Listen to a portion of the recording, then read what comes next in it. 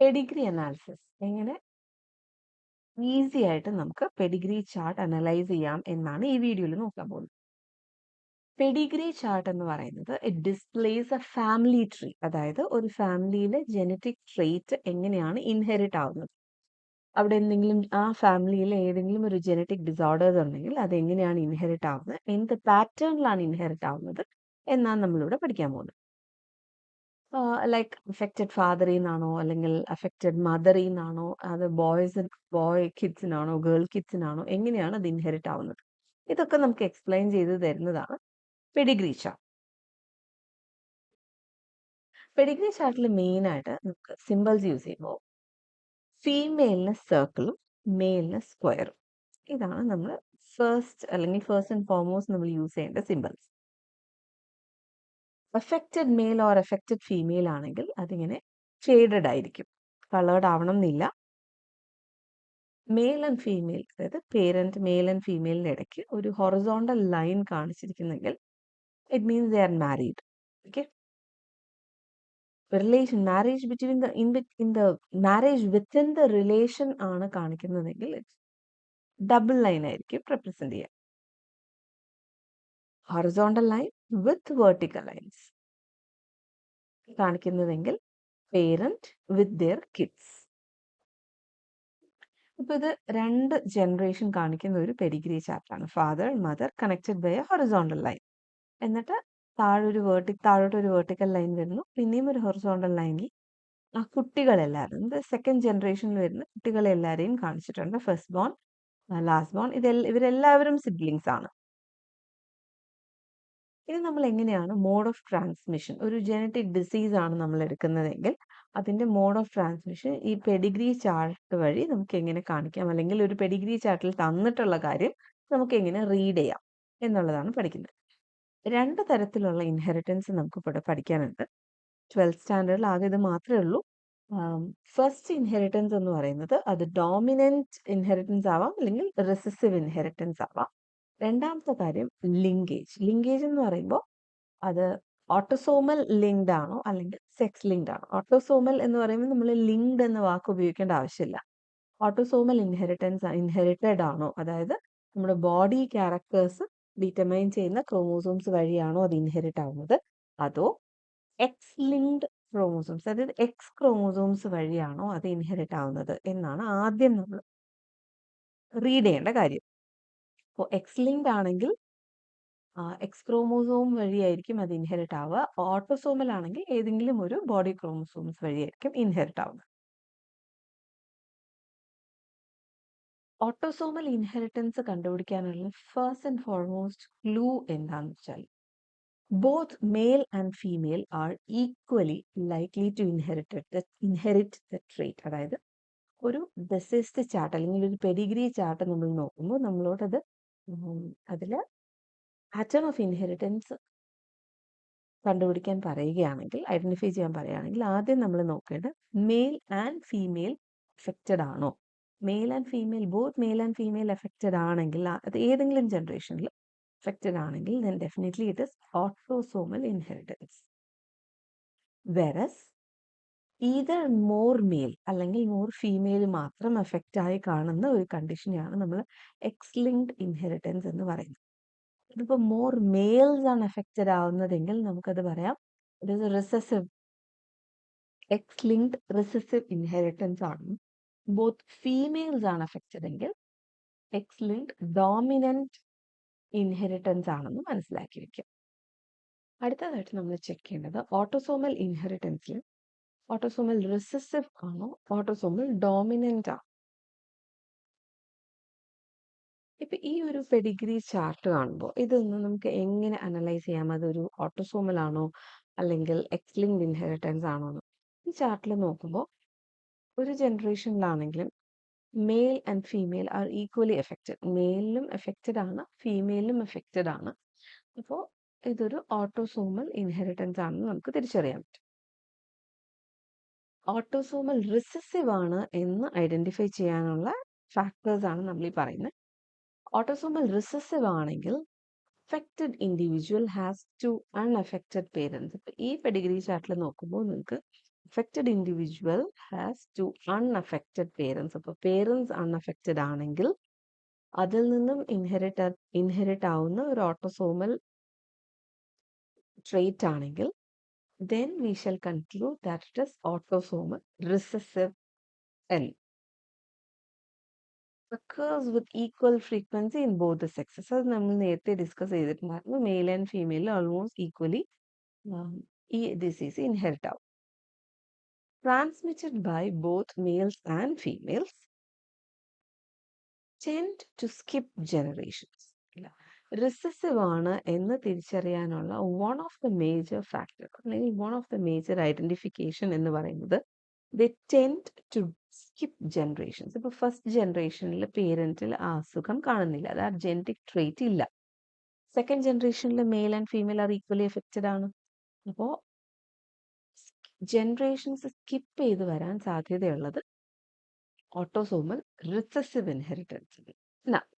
ഈ pedigree chart നോക്കുമ്പോൾ നമുക്കതിൽ ഫസ്റ്റ് ജനറേഷനിൽ ഒരു അഫക്റ്റഡ് പേരന്റ്, സെക്കൻഡ് ജനറേഷനിൽ male and female are equally affected. അപ്പോൾ നമുക്കതൊരു ഓട്ടോസോമൽ ഇൻഹെറിറ്റൻസ് ആണെന്ന് കൺക്ലൂഡ് ചെയ്യാം. ഇനിയിപ്പോൾ ഇത് ഡോമിനന്റ് ആണോ റിസസീവ് ആണോ എന്ന് തിരിച്ചറിയാൻ ആദ്യം നമ്മൾ ചെക്ക് ചെയ്യേണ്ടത് ഏതെങ്കിലും ജനറേഷൻ സ്കിപ്പ് ആയിട്ടുണ്ടോ എന്നാണ്.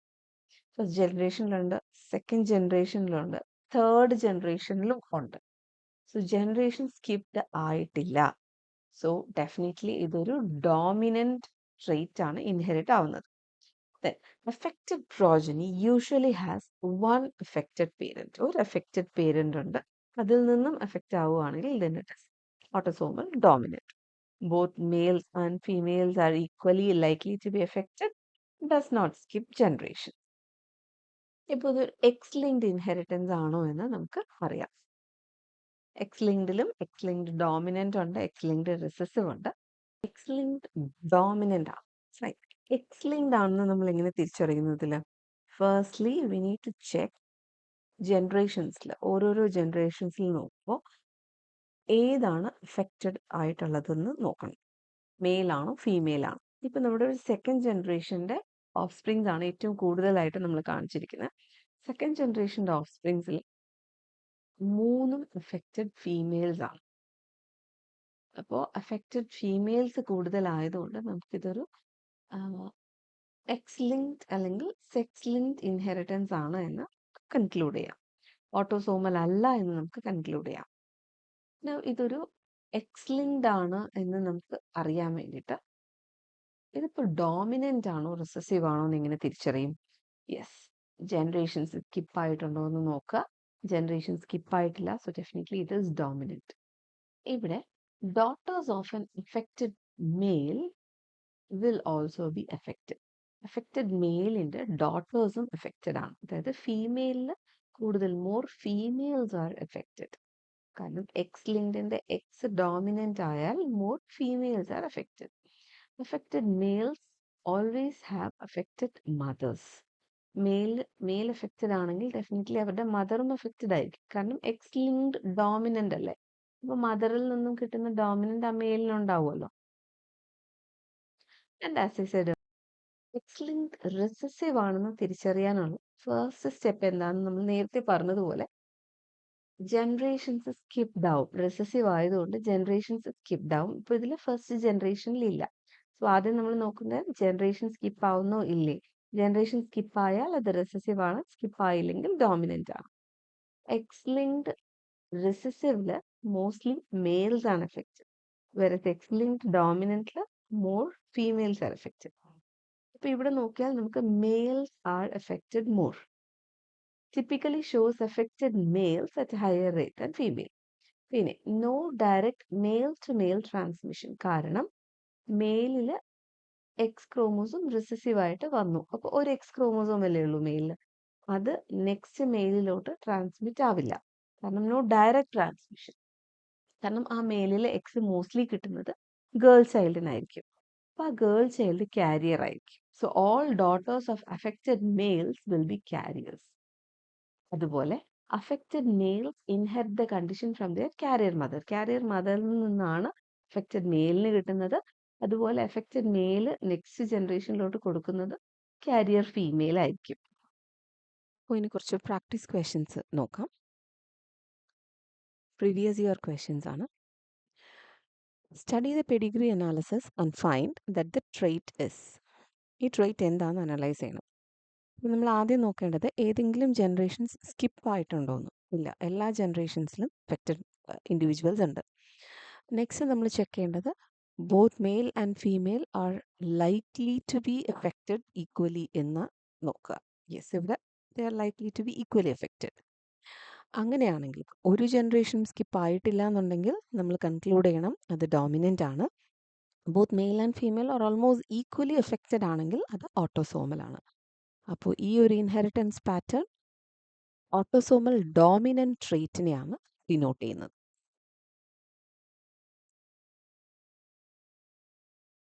What does the below pedigree conclude? ഇപ്പോൾ ഇവിടെ നോക്കുമ്പോൾ ഫസ്റ്റ് ജനറേഷനിൽ എഫക്റ്റഡ് ഇൻഡിവിജ്വൽ ഉണ്ട്, നെക്സ്റ്റ് ജനറേഷനിൽ ഇല്ല, സ്കിപ്ഡ് ആണ്. അടുത്ത ജനറേഷനിൽ ഫോളോയിങ് ജനറേഷനിലുണ്ട്, നെക്സ്റ്റ് ജനറേഷനിലും ഉണ്ട്, പക്ഷെ ഒരു ജനറേഷൻ സ്കിപ്ഡ് ആണ്. അപ്പോൾ ഒരു ജനറേഷൻ എങ്കിലും സ്കിപ്ഡ് ആണെങ്കിൽ then we have to conclude that it is recessive trait. Male and female almost equally affected ആണ്, so definitely it is an autosomal trait. അപ്പോൾ autosomal recessive trait ആണ് ഈ പെഡിഗ്രി ഇൻഡിക്കേറ്റ് ചെയ്യുന്നത്.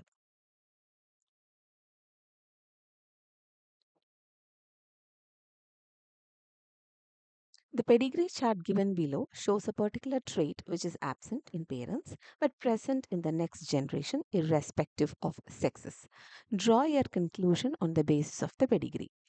ഇവിടെ ഫസ്റ്റ് ജനറേഷനിൽ ആ ട്രേറ്റ് ഇല്ല, സെക്കൻഡ് ജനറേഷനിൽ male and female are equally affected.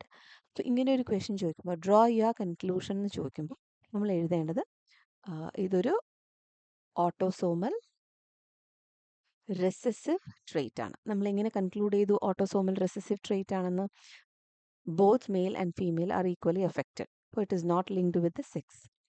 First ജനറേഷനിൽ എഫക്റ്റഡ് ഇൻഡിവിജ്വൽസ് ഇല്ല, അപ്പോൾ പേരൻ്റ് കാരിയേഴ്സ് ആണ്. പേരൻ്റ് കാരിയേഴ്സ് ആവണമെങ്കിൽ അവരുടെ ജീനോടൈപ്പ് ഹെട്രോസൈഗസ് ആയിരിക്കണം. ഹെട്രോസൈഗസ് ആകുമ്പോൾ റിസസീവ്നെസ് അല്ലേ, റിസസീവ് നേച്ചർ അല്ലേ, അപ്പോൾ recessive gene, recessive allele heterozygous ആയിട്ട് പേരൻറ്റിൻ്റെ ബോഡിയിൽ ഉണ്ടായാൽ മാത്രമേ ആ റിസസീവ് ജീൻസ് അടുത്ത ജനറേഷനിലോട്ട് വരുമ്പോൾ ബോത്ത് റിസസീവ് അല്ലെങ്കിൽ ഹോമോസൈഗസ് റിസസീവ് കണ്ടീഷനിലെത്തുമ്പോൾ ആ ട്രേറ്റ് എക്സ്പ്രസ് ആവുന്നു. സോ ഇത്രയാണ് നമ്മുടെ കൺക്ലൂഷനിൽ നമ്മൾ എഴുതേണ്ടത്. ഓട്ടോസോമൽ റിസസീവ് ട്രേറ്റ് ആണ്, പേരൻസ് ഹെട്രോസൈഗസ് ആയിരിക്കും. Haemophilia is A sex linked recessive disorder of human. ക്വസ്റ്റ്യനിൽ തന്നെ തന്നിട്ടുണ്ട്, ഇതൊരു ഹീമോഫീലിയയുടെ പെഡിഗ്രി ആണ്. ഹീമോഫീലിയ ഒരു സെക്സ് ലിങ്ക്ഡ് റിസസീവ് ഡിസോർഡർ ആണ്. അപ്പോൾ എങ്ങനെയാണ് sex linked recessive disorder? First ജനറേഷനിൽ കാണുന്നില്ല, സെക്കൻഡ് ജനറേഷനിൽ അപ്പിയർ ആവുന്നുണ്ട്, തേർഡ് ജനറേഷനിലും അപ്പിയർ ആവുന്നുണ്ട്, പക്ഷെ മെയിൽസ് ആണ് കൂടുതൽ അഫക്റ്റഡ്. അപ്പോൾ definitely it is A sex linked disorder. ഒരു ജനറേഷനിൽ സ്കിപ്പ് ആയിട്ടുണ്ട്, so it is A recessive disorder. The pedigree chart given below shows the inheritance of hemophilia in one family. Study the pattern of inheritance and answer the questions given. Question എന്താന്ന് നോക്കാം. Give all the possible genotypes of the member 4, 5 and 6 in the pedigree chart. Fourth member, fifth member and sixth മെമ്പർക്ക് എന്തൊക്കെയാണ് possible genotype ഉണ്ടാവുക എന്നുള്ളതാണ് നമ്മുടെ question ഇവിടെ. Okay, let see. Fourth member എന്ന് പറയുന്നത് ഒരു ഫീമെയിൽ ആണ്, ഡോട്ടറാണ്. ഡോട്ടർ അൺഅഫക്റ്റഡ് ആണ്. പക്ഷെ നോക്കൂ, ആ ഡോട്ടറിൽ നിന്ന് വരുന്ന കുട്ടികളിൽ മെയിൽ, 11th മെയിൽ, ആ ഡോട്ടറിൽ നിന്നും വേറൊരു മെയിലിനും, അതായത് അൺഅഫക്റ്റഡ് മെയിലും മാരി ചെയ്തപ്പോൾ 3 ഒരു അൺഅഫക്റ്റഡ് മെയിലാണ് ഫ്രം അനദർ ഫാമിലി, 4 ഈ ഫാമിലിയിൽ അൺഅഫക്റ്റഡ് ഫീമെയിൽ ആണ്. പക്ഷേ ആ മാരേജിൽ ഉണ്ടായ കുട്ടികളിൽ ഒരാൾക്ക് ഹീമോഫീലിയ ഉണ്ട്. അപ്പോൾ ഡെഫിനറ്റ്ലി ആ മദർ കാരിയർ ആയിരുന്നിരിക്കും. അങ്ങനെയാവുമ്പോൾ ആ മദറിൻ്റെ ജീനോടൈപ്പ് ഹെട്രോസൈഗസ് ആണ്, ഹെട്രോസൈഗസ് കണ്ടീഷൻ ആയിരിക്കും. ആ മദറിൽ ഒരു എക്സ് അഫക്റ്റഡ് ആയിരിക്കും. So mother is A carrier one. Carrier female with genotype X, എക്സിൽ രണ്ടാമത്തെ എക്സ് വിത്ത് ഹീമോഫിലിക് ജി. അടുത്ത ക്വസ്റ്റ്യൻ നമ്പർ 5. അടുത്തത് 5, ഫിഫ്ത്ത് മെമ്പർ ക്ലിയർലി കാണിക്കുന്നുണ്ട്, മെയിലാണ്, അഫക്റ്റഡ് മെയിലാണ്, അപ്പോൾ മെയിലിൽ ഒരു എക്സേ ഉണ്ടാവുള്ളൂ. ആ എക്സ് ഡെഫിനറ്റ്ലി ഹീമോഫിലിക് ജീനാണ്. അതുകൊണ്ടാണ് മെയിൽ അഫക്റ്റഡ് ആയത്. സിക്സ്ത് മെമ്പർ അൺഅഫക്റ്റഡ് മെയിൽ ആണ്. അപ്പോൾ മെയിൽ അൺഅഫക്റ്റഡ് ആണെങ്കിൽ നോർമൽ എക്സ് തന്നെ ആവണം. കാരണം ഇത് എക്സ് ലിങ്ക്ഡ് ഇൻഹെറിറ്റൻസ് ആയതുകൊണ്ട് എക്സ് വഴിയാണ് ആ ഹീമോഫിലിക് ജീൻ ഇൻഹെറിറ്റ് ആവുന്നത്. മെയിലിൽ ഒരു എക്സിൻ്റെ സാധ്യതയുള്ളൂ. സോ ആ എക്സ് അഫക്റ്റഡ് ആണെങ്കിൽ ഡെഫിനറ്റ്ലി മെയിൽ അഫക്റ്റഡ് ആണ്. Next question. A blood test shows that the individual 14 is a carrier of hemophilia. Individual 14 ഏറ്റവും താഴത്തെ ജനറേഷനിൽ നോക്കിയാൽ ഇൻഡിവിജ്വൽ 14 അൺഅഫക്റ്റഡ് ഫീമെയിൽ ആണ്, പക്ഷെ കാരിയർ ആണെന്ന് തെളിയുന്നുണ്ട് ബ്ലഡ് ടെസ്റ്റിൽ. The member numbered 15 has recently married the member numbered 14. ഇപ്പോൾ 15 വേറൊരു ഫാമിലിയിൽ നിന്ന് മാരീഡായി. 15 മെയിൽ അൺഅഫക്റ്റഡ് ആണ്. അപ്പോൾ ആ മെയിലിൻ്റെ എക്സിൽ ഹീമോഫിലിക് ജീൻ ഇല്ല. പക്ഷെ 14th ഫീമെയിൽ കാരിയർ ആണെന്ന് ക്ലിയർ ആയിട്ട് പറയുന്നുണ്ട്. What is the probability that their first child will be a hemophilic male? Show with the help of Punnett square. ഇപ്പം നമുക്കൊരു Punnett square വരച്ച് നോക്കാം.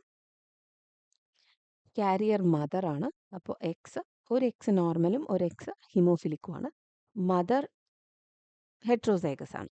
ഫാദർ നോക്കുമ്പോൾ നോർമൽ ഫാദർ ആണ്. So X and Y with X with no haemophilic gene. നമ്മൾ gametes എടുത്തു, Punnett സ്ക്വയറിലിട്ടു. And we are getting, ഇപ്പം നമ്മളോട് ഇവിടെ ക്വസ്റ്റ്യൻ ചോദിച്ചിരിക്കുന്നത് ഫസ്റ്റ് മെയിൽ ചൈൽഡ് ഹീമോഫിലിക് ആവാൻ എത്ര പെർസെൻറ്റേജ് ചാൻസസ് ഉണ്ട് എന്നാണ് ചോദിച്ചിരിക്കുന്നത്. അപ്പോൾ നമ്മുടെ Punnett സ്ക്വയറിൽ നമുക്ക് കിട്ടിയത് 4 ഓഫ് സ്പ്രിങ് വരികയാണെങ്കിൽ ഫീമെയിൽ 2 ഫീമെയിലും 2 മെയിലും പ്രോബബിലിറ്റി ചെയ്തിട്ടുണ്ട് നമ്മൾ. അപ്പോൾ ഒരു ഫീമെയിൽ അൺഅഫക്റ്റഡ് ഫീമെയിൽ വരാൻ സാധ്യതയുണ്ട്, ഒരു കാരിയർ ഫീമെയിൽ വരാൻ സാധ്യതയുണ്ട്, ഒരു അൺഅഫക്റ്റഡ് മെയിലും ഒരു അഫക്റ്റഡ് മെയിലും. ഈ 4 വരാൻ സാധ്യതയുള്ളതുകൊണ്ട് 25% ആണ് ഈച്ചിൻ്റെ പ്രോബബിലിറ്റി. ബിക്കോസ് 4 ഡിഫറെൻറ്റ് ഇൻഡിവിജ്വൽസ് ആണ്.